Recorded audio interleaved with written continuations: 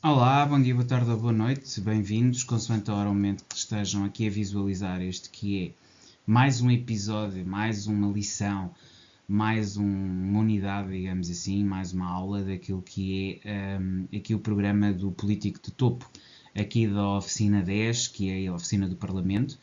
A oficina é essa que tem a ver com o poder, tem a ver com o serviço público, a imagem pública e tem a ver com as 48 leis do poder, com Maquiavel e com uma série de reflexões que eu faço aqui acerca das leis ocultas que, no fundo, as relações de poder têm e esta área específica da relação humana também tem.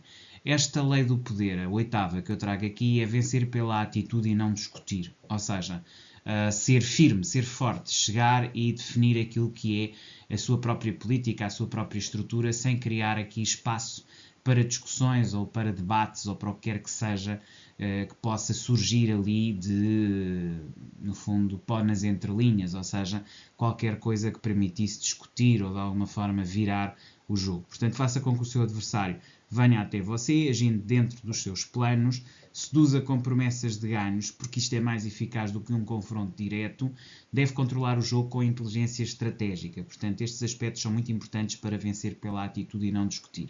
Portanto, fazer com que o adversário venha até vocês, indo dentro dos planos, seduzir com promessas de ganhos, o que é mais eficaz que um confronto direto, e vencer controlando o jogo com a inteligência estratégica.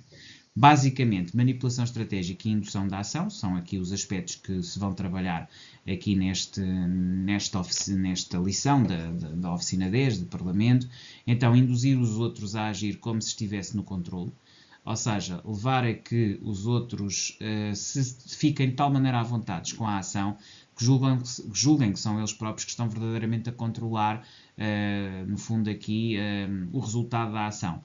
Isto fará com que eles fiquem completamente tranquilos, vão ao encontro daquilo que você pretende e, de alguma forma, isto permite que você se mantenha nas sombras no controle daquilo que é a própria direção, digamos, da ação e, concretamente, controlando a ação, induzindo a ação, acaba por ser um controle estratégico sobre aquilo que é também o resultado ou, digamos, tudo aquilo que vai resultar da ação que está a ser empreendida do ponto de vista político.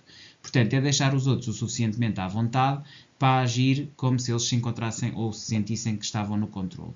Depois, criar oportunidades que pareçam vantajosas, mas que sirvam os seus interesses. Ou seja, algo que pareça que vai ao encontro e ao serviço do outro e que deixa o outro em vantagem sobre si, mas na verdade aquilo serve verdadeiramente os seus interesses. Ou seja, fazer aqui um jogo, mais uma vez, de manipulação, em que deixa o outro pensar que está a ganhar, quando na verdade é você que controla as ações e é você que mexe no fundo os cordelinhos e tem o controle da ação por detrás do pano.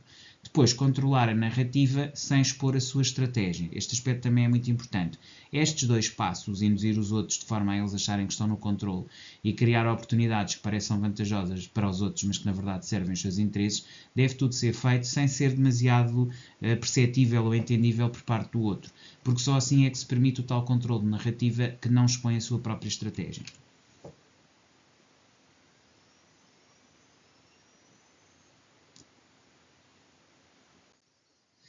Depois, em termos de relações internacionais, e começando aqui pelo realismo, desta vez aqui dividi, portanto, da perspectiva das relações internacionais e concretamente digamos, da corrente do realismo, o poder é obtido manipulando as ações dos adversários. Ou seja, no fundo, o poder resulta não de um poder em si mesmo, de per si, mas sim no contexto dos outros. Aliás, isto tem tudo a ver com a estratégia de tabuleiro ou com a estratégia de jogo. Como é evidente, o poder existe dentro daquele jogo. E, portanto, só manipulando a ação do adversário e levando o outro a errar, é que se pode aumentar o poder dentro desse tabuleiro que tem, digamos assim, uma dimensão limitada do ponto de vista espacial. E ao ter uma limitação do ponto de vista espacial, fica mais fácil estabelecer redes de poder. Levar o inimigo a entrar em guerra regional e enfraquecê-lo sem confronto direto. Ou seja, este é o exemplo, não é? Um exemplo de realismo, de forma de, no fundo, de obter poder manipulando a ação dos adversários, é levar o inimigo a entrar numa guerra regional e enfraquecê-lo sem confronto direto. Isto de um ponto de vista do realismo. Já do ponto de vista do liberalismo e do construtivismo, as perspectivas são um bocadinho diferentes.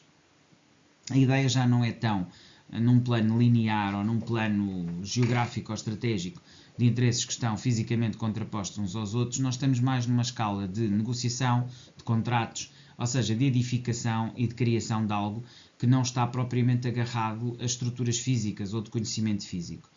O liberalismo oferece vantagens aparentes para dominar acordos, ou seja, a visão do liberalismo tem muito a ver com acordos negociais, tem muito a ver com uma estratégia para a obtenção de vantagem de um ponto de vista negocial, de um ponto de vista de tratados, ou seja, de leis, estabelecimento de leis e tratados e a partir desses leis e tratados estabelecer mecanismos que permitam, obviamente, vantagens para todas as partes.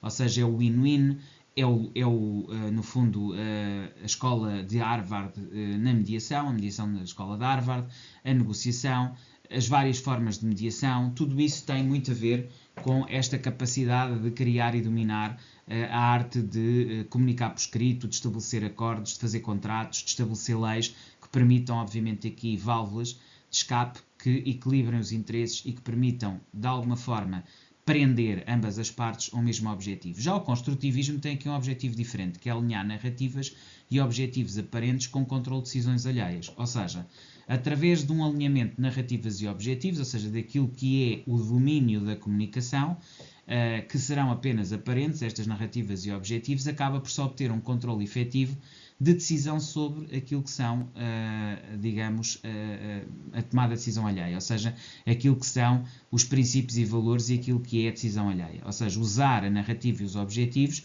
para controlar as decisões alheias, ou seja, para controlar o raio de ação do outro e a partir daí também conseguir esse tipo de domínio e controle. Passando então aqui para as 48 leis do poder na perspectiva de Robert Greene e daquilo que resulta da sua obra magistral, que já percebemos que é aqui a esteira da nossa, ou a base, digamos assim, das nossas apresentações. Elas são, digamos, baseadas ou na esteira de Robert Greene. E então aquilo que nós temos aqui das 48 leis do poder que se relacionam aqui com a lição 8, que é usar os outros mas ficar com crédito, temos a lição 33, ou lei 33, que tem a ver com descubra o ponto fraco de cada adversário, ou seja, esta também está correlacionada, não é? Quando nós usamos os outros e ficamos com o crédito, nós também trabalhamos um pouco para descobrir o ponto fraco do adversário, fingir fraqueza para seduzir e controlar, e esmagar o inimigo de forma indireta. Ou seja, quando usamos a lei 15, que é esmagar o inimigo de forma indireta, quando nós fingimos fraqueza para seduzir e controlar, ou quando descobrimos os pontos fracos do adversário, no fundo isto é um desdobramento, ou são outras vertentes daquilo que é a lei 8, não é? Que é usar os outros, mas ficar com o crédito. Como nós percebemos, no fundo estas leis, muitas delas derivam umas das outras e elas correlacionam-se em termos de completar o sentido daquilo que é a estrutura geral das 48 leis do poder por detrás da oficina do Parlamento, que eu estou aqui, juntamente com Robert Greene, a usar. Claro que depois trago aqui outras aplicações, mas na base está efetivamente esta obra magistral, que foca muito bem onde é que, ou como é que funciona aqui o Parlamento e as leis de poder.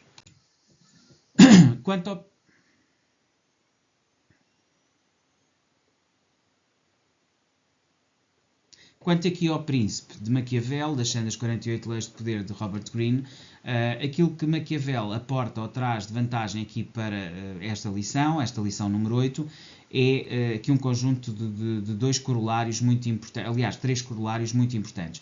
O primeiro é seja astuto como uma raposa e forte como um leão, ou seja capaz de combinar a sua capacidade institucional, a força que tem, juntamente com a astúcia para ganhar o espaço ou o caminho. Ao mesmo tempo, manipula os outros com promessas falsas e move-os dentro do seu plano, ou seja, a capacidade de levar os outros para o caminho que você pretende. Finalmente, controla a percepção para dominar aquilo que é a ação. Ou seja, se você controlar a percepção do outro, se você controlar a forma como o outro está a perceber a realidade, você domina não só a sua ação, como domina a ação do outro. E então, usar a percepção para dominar a ação é absolutamente essencial. Tal como ser astuto, capaz de ver e forte como um leão e manipular os outros com promessas falsas e movendo-os dentro do seu plano, são também estratégias válidas para chegar aos seus objetivos. Então, exercício prático induzindo a ação do adversário. Ou seja, mais uma vez trago aqui um exercício prático. Eles normalmente vêm sempre no fim da lição, é mais uma situação em que isso acontece. Definir o seu objetivo, em primeiro lugar. Estudar um adversário, ou seja, aqui é muito baseado no estudo de um outro, de um oponente. Criar uma oferta irresistível para este seu adversário. Controle discretamente a ação dele e depois reflita e peça feedback. Portanto, temos aqui 5 passos. Primeiro, definir um objetivo. depois estudar esse adversário que você tem nesse objetivo, criar uma oferta irresistível para esse mesmo adversário, controlar discretamente a ação dele e no final refletir e pedir-lhe o feedback a ele, até para você testar juntamente com ele aquilo que é a sua própria estratégia sobre ele. Este aspecto é aqui muito interessante e que permite aqui efetivamente desenvolvimentos até em termos de você construir aqui uma estratégia de ser cada vez mais subtil na forma como constrói os seus exercícios. E este é um aspecto importante para você depois fazer o check, ou seja, fazer aqui a confirmação daquilo que foi a sua ação de influência. E portanto é aqui muito interessante também este aspecto.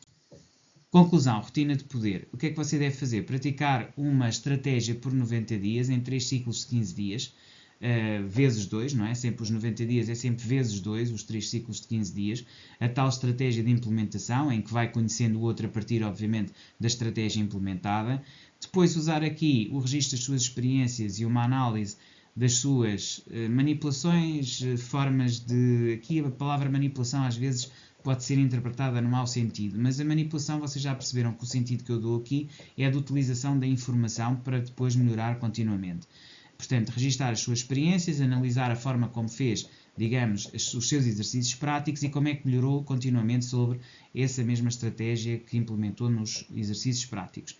Depois, consolida o hábito de vencer sem confronto por uma atitude estratégica, ou seja, ir substituindo a força, a violência, muitas vezes aquilo que é inusitado, imediato e direto, por aquilo que é algo que é feito de forma estratégica, dissimulada e, portanto, de uma forma muito mais estruturada e menos visível imediatamente. Basicamente é essa estratégia que eu pretendo que vocês comecem a implementar e a melhorar ao longo desta prática estratégica aqui da lição 8. Era isto que eu tinha para vocês, voltamos a ver amanhã, até lá despeço-me com cordialidade.